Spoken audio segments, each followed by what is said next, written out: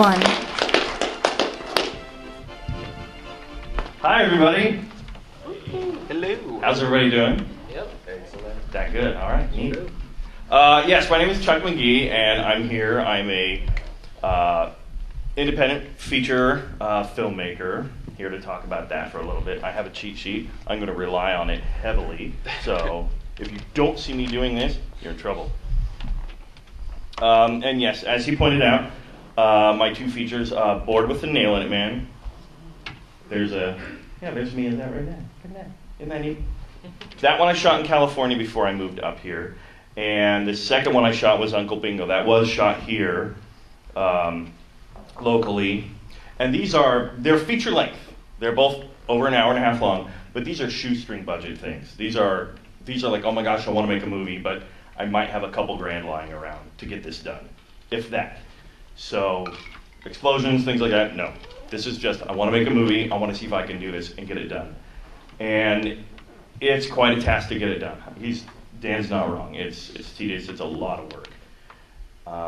So what I'm going to cover for you is my experience doing these two features.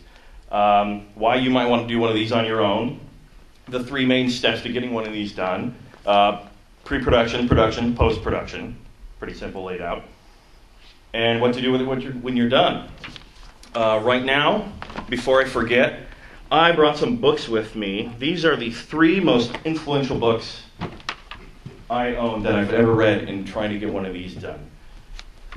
The first one is called Screenplay by Sid Field. This is the most just easily broken down way to get a screenplay done, a 3-act structure in a feature length, and it breaks it down very well. He's got other books, but he tends to repeat himself. He likes the sound of his own voice. But this one is the one that got me through getting the screenplays done. This was a huge help to me. The next one is What They Don't Teach You in Film School, 161 strategies, excuse me, for making your own movie. A lot of good tips in this one. It breaks it down very easily. They're all numbered, go through it, and plenty of good tips that you would never think of, and you're like, oh my gosh, so many of those came up. I wish I read that first. And my last one is Rebel Without a Crew by Robert Rodriguez. You probably know that name. He did El Mariachi, Desperado, a lot of those. In film school, you come across so many books, so many expensive, boring, tedious, scientific, just books. And they're downers. They're all downers, each and every one of them. Every page of this guy's book says, you can do this. You can do this. I don't care. Go out and do it. Why are you reading the book? Put the book down, go out and do it. And this was a huge help. Love this book. If this is anywhere in your radar and you think you might want to do this book right here. Well, not this one. This one's mine. You can't have it. But there's others, and you can buy them.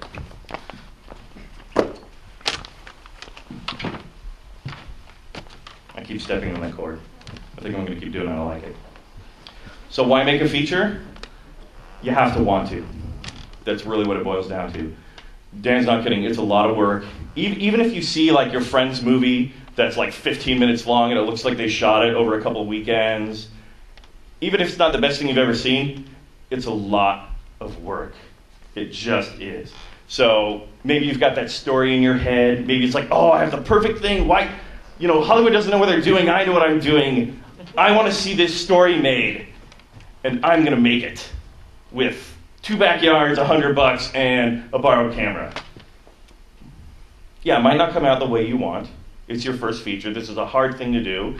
Like anything, practice, practice, practice. Again, like Dan said, many parallels here. Get better at it. Keep doing it. Keep doing it. The first one out the gate is not going to be your perfect movie.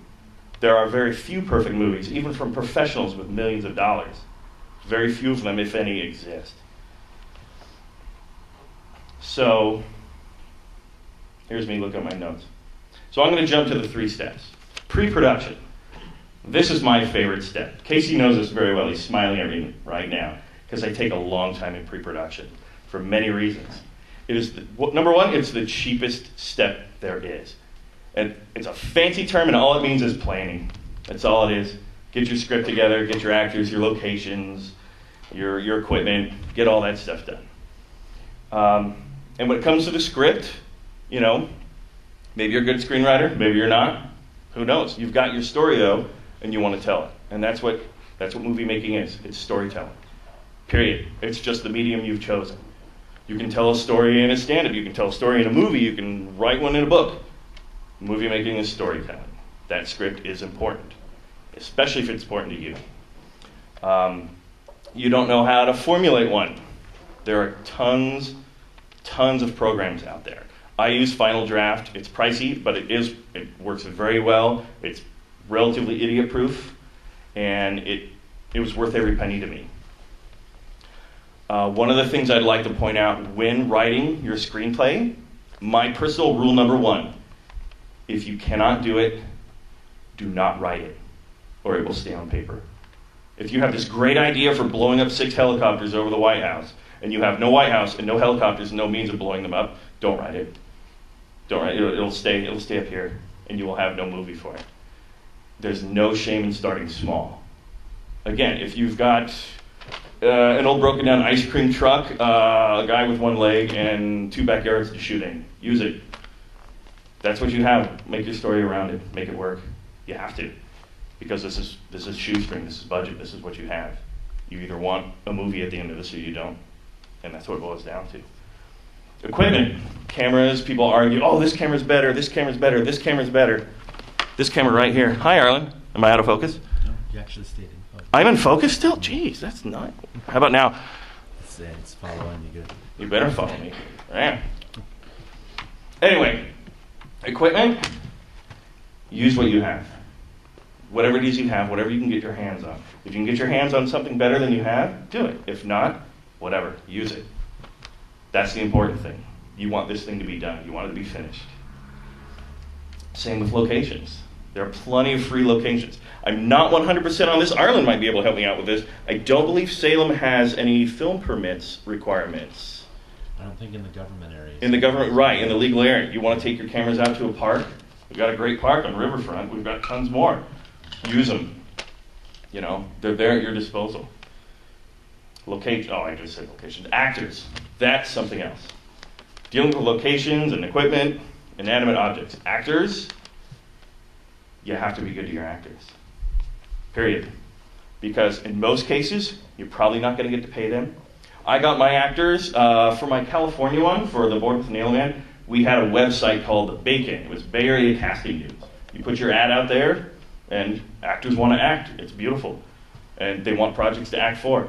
Up here, I use Craigslist. Same thing, got great actors. The number one thing you need to be with your actors is honest. This is my first movie. I've never done this before. I don't have money to pay you. But at the end of all of it, you'll get a copy. You'll get your name on it. And hopefully we'll all be better people for it.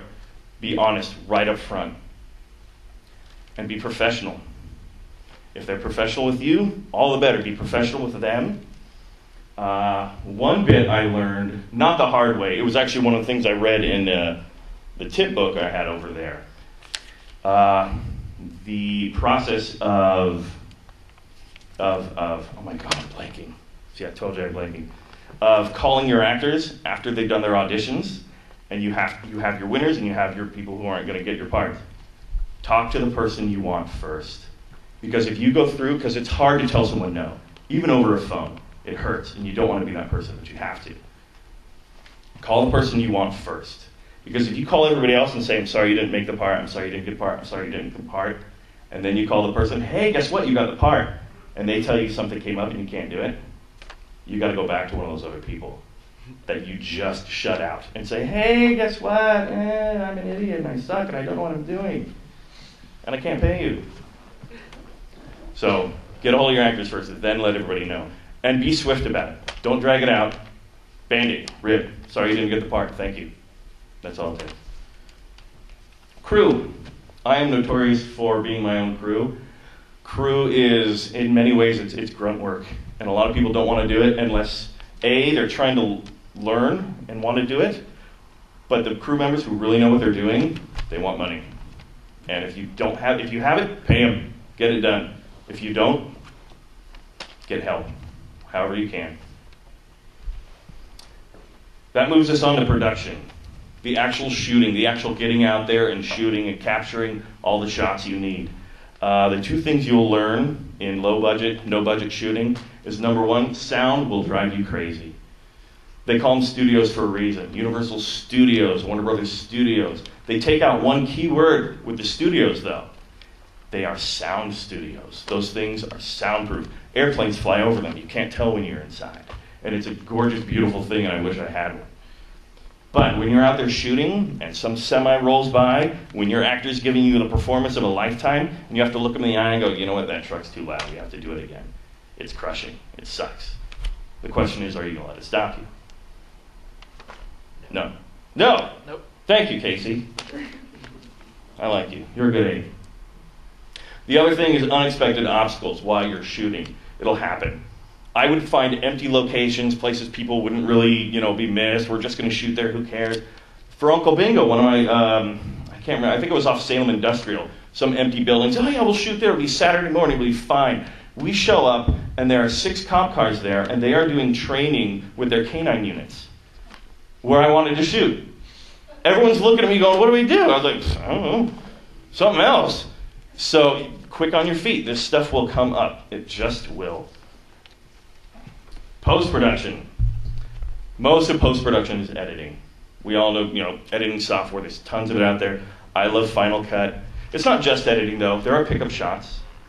Oh crud, we missed this. We need to get this.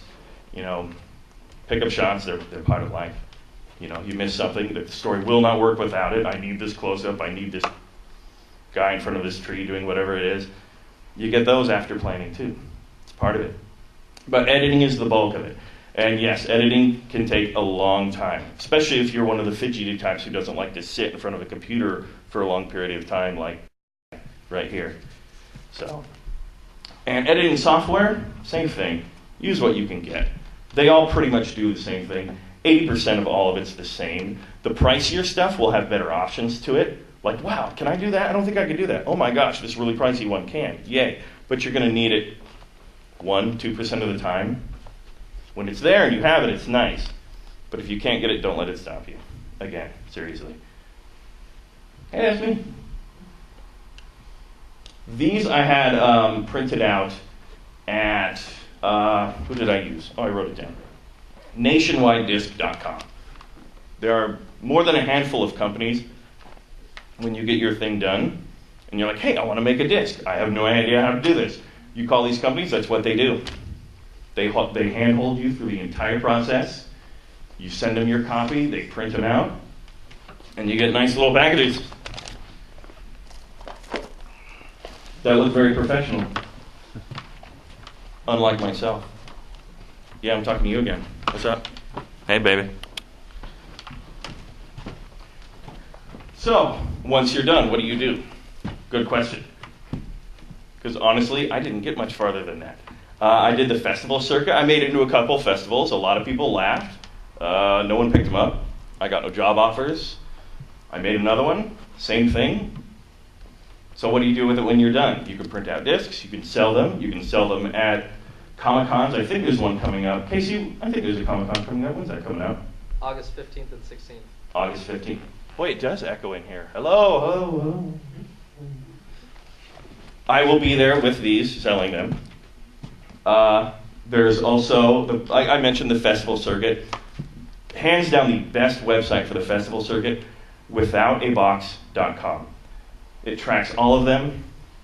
How much time do I have after this? None. None? Or there's the internet. Thank you and good night. Give it up for Chuck Magee, everybody.